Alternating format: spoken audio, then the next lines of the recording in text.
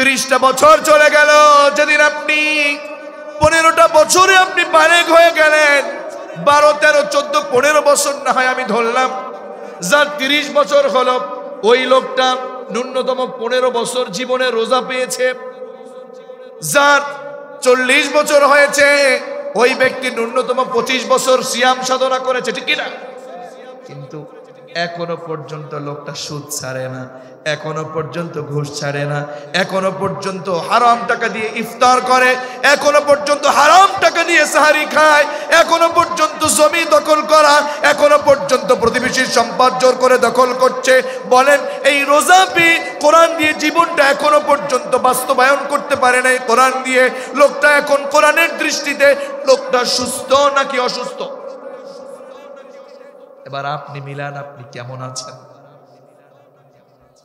গত বছরও যেমন ছিলেন এখনো তেমন। গত বছরও সালাত আদায় করতেন না, এখনো করেন না। রমাদান পেয়েছেন, গুনাহ মাফ করাতে পারেন না। আপনার মতো আমার মতো গুনাহ মাফ না করাতে পারলে আল্লাহর জমিনে আর আসমানের নিচে আপনার আমার মতো পোড়া কপাল আর কেউ হতে পারবে না, ঠিক না?